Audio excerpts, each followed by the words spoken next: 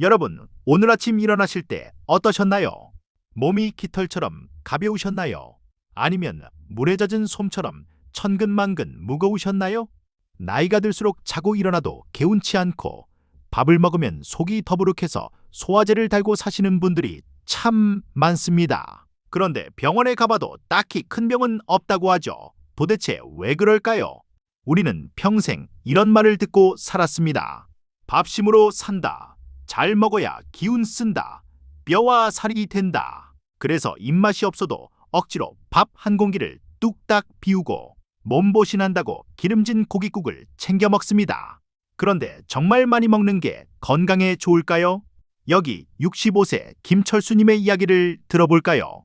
김철수님은 기력이 딸린다며 매끼 고기와 밥을 배불리 드셨습니다. 그런데 식사만 끝나면 소파에 쓰러져 낮잠을 자야 했고 무릎 관절은 점점 더 아파왔습니다.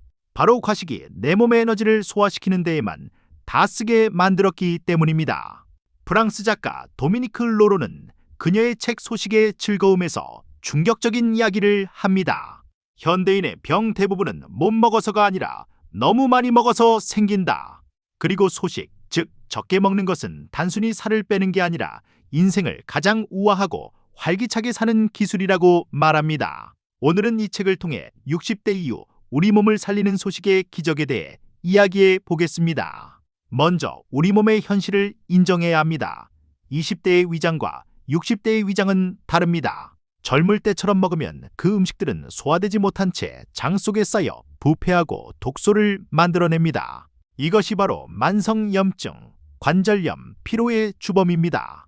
공장에서 기계가 낡았는데 원료만 잔뜩 쏟아부으면 기계가 고장나는 것과 똑같습니다. 그런데 왜 자꾸 먹고 싶을까요? 저자는 우리가 진짜 배고픔과 가짜 배고픔을 구분하지 못한다고 꼬집습니다. 진짜 배고픔은 꼬르륵 소리가 나고 밥에 김치만 있어도 꿀맛처럼 느껴질 때입니다. 혹시 냉장고 문을 습관적으로 열고 계시진 않나요? 그건 배가 고픈 게 아니라 마음이 허한 것일 수 있습니다. 많은 분들이 소식을 고행이나 배고픔을 참는 훈련이라고 생각합니다. 하지만 저자는 말합니다. 소식은 최고의 쾌락이다 라고요. 배가 약간 고픈 상태에서 먹는 첫 숟가락은 세상 그 어떤 것보다 맛있습니다. 소식은 음식을 거부하는 게 아니라 음식의 맛을 극대화해서 즐기는 미식가의 태도입니다. 제 지인인 70대 이 여사님 사례를 들려드릴게요. 그러다 저녁 밥그릇을 유아용 밥그릇으로 바꾸고 국물 섭취를 줄이셨습니다. 처음 일주일은 배가 고파 잠이 안 왔다고 해요.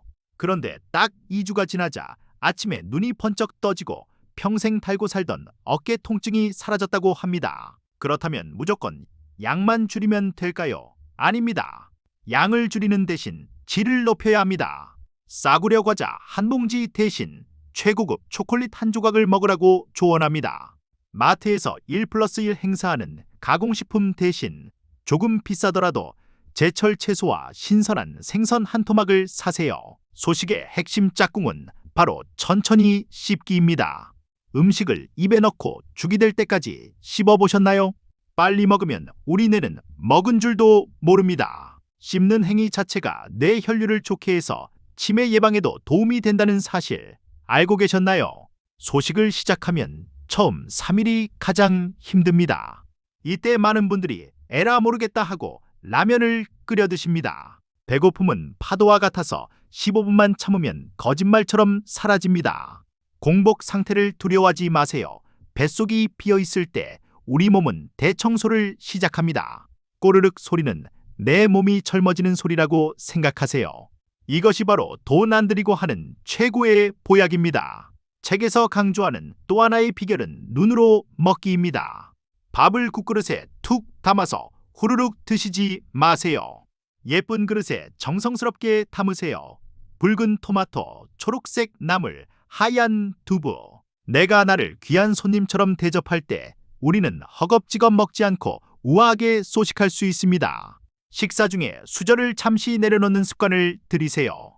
한 입 먹고 수저 내려놓고 다 씹어서 넘긴 뒤에 다시 수저 들기.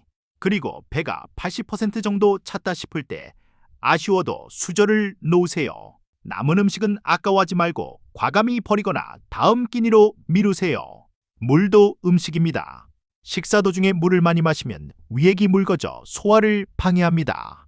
그리고 차가운 물보다는 미지근한 물이나 따뜻한 차를 드세요. 따뜻한 차 한 잔은 가짜 식욕을 잠재우고 몸을 데워 면역력을 올려줍니다. 친구분들과 모임을 하거나 외식을 할 때가 가장 고비죠. 남들은 다 먹는데 나만 안 먹으면 유난 떤다고 할까봐 걱정되시나요? 뷔페에 가셨다면 가장 비싸고 맛있는 것 두세 가지만 골라 맛만 보세요. 본전 생각하다가 병원비가 더 나옵니다. 소식을 실천하면 몸무게는 자연스럽게 줄어듭니다. 60대 이후의 다이어트는 예뻐지기 위함이 아닙니다. 내 무릎과 허리를 살리기 위함입니다. 몸이 가벼워지면 걷는 게 즐거워지고 활동량이 늘어나니 더 건강해지는 선순환이 시작됩니다. 헐렁해진 바지를 입었을 때 그 쾌감을 상상해 보세요. 소식의 즐거움 책에서 가장 인상 깊은 부분은 바로 정신적인 변화입니다. 배가 부르면 식곤증이 오고 만사가 귀찮아지지만 배가 비면 정신이 또렷해집니다. 나이가 들수록 깜빡깜빡하신다고요? 위장을 비워보세요. 뇌로 가는 혈액이 맑아져 기억력도 좋아지고 판단력도 선명해집니다. 자, 그럼 오늘부터 당장 무엇을 할 수 있을까요? 딱 3가지만 기억하세요. 첫째, 밥그릇을 작은 것으로 바꾼다. 둘째, 식사 시간은 20분 이상 천천히 꼭꼭 씹는다. 셋째, 배가 부르기 전에 수저를 놓는다. 이 3가지만 지켜도 여러분의 노년은 병원 침대가 아닌 꽃길 위에서 펼쳐질 것입니다. 먹는 즐거움을 포기하라는 말이 아닙니다. 진정한 먹는 즐거움을 되찾으라는 말입니다. 소식은 내 몸에 대한 가장 큰 사랑이자 예의입니다.